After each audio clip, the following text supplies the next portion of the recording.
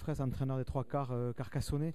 Alexandre, mission accomplie ce soir dans un match où il y a eu un gros engagement, mais tu me diras comme dans tous les matchs de Pro D2 en fait. Ouais, exactement. Depuis le début de la saison, j'ai pas souvenir qu'on soit sorti d'un match en ayant le ressenti d'une victoire facile ou d'une défaite où c'était pas dans la difficulté. Et voilà, donc un gros match encore ce soir. Un grand bravo aux 23 acteurs parce que les joueurs ont fait encore une fois un gros match en termes d'état d'esprit et de ce qu'ils ont pu entreprendre dans le jeu contre une très belle équipe à Genèse. Voilà, ça c'est, je pense que c'est Agen et aujourd'hui dans le ventre mou de la Pro D2, mais ça reste, et on l'a vu ce soir, encore une très grosse équipe, et je pense qu'il faut tirer un grand coup de chapeau à l'ensemble du groupe qui a su prendre le dessus sur les Agenais. Et voilà, et maintenant bien préparer le week-end prochain parce que ça va être encore une autre grosse manche à disputer avant la trêve. Notre paire de manches avec le leader palois qui vient, qui plus est, qui a été vaincu sur sa pelouse par Tarbes ce soir. Donc tu me diras, c'est pareil, c'est gros, donc on sait côté Carcassonne il faut s'attendre à quelque chose de très compliqué, mais là tu auras un surcroît d'engagement côté palois pour bien montrer qu'ils sont le patron avant de clôturer la phase allée du championnat.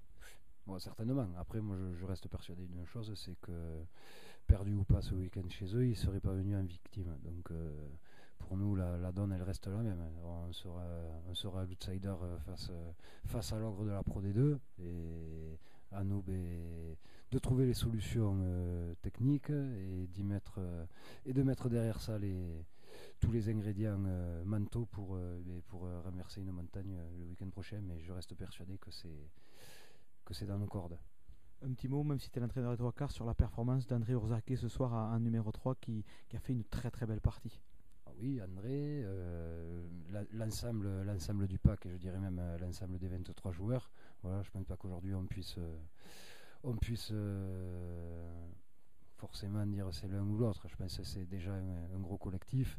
Après oui, les individualités, un garçon comme Dédé Ursache qui a fait encore une fois un gros match, à l'image de celui qu'il avait fait à droite contre Béziers où il nous avait fait 80 minutes de très haut niveau. Voilà, on sait que André est un des meilleurs à son poste à ce niveau-là. Voilà, à gauche comme à droite, il a démontré ce soir, donc un grand coup de chapeau à lui, un grand coup de chapeau à l'ensemble de la première ligne, du 5 de devant et de tout le monde. Voilà, quand on voit la prestation de Nicolas Echeverry, de Luc Bissuel, de la seconde ligne, je pense qu'on peut qu'être...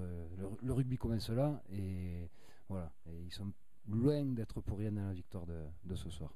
Au final, une bonne conquête, une bonne défense et des gars qui sont motivés, c'est simple le rugby.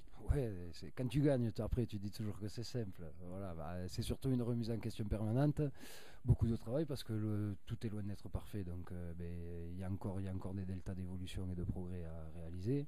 Donc voilà, ça c'est le quotidien. Et puis après, essayer d'être le plus compétitif et efficace le week-end venu. Voilà, donc ça va être encore la tâche qui nous attend toute la semaine avant de recevoir Pau. Écoute, merci Alexandre et très bonne semaine avant de recevoir le leader incontesté du Pro D2. Merci.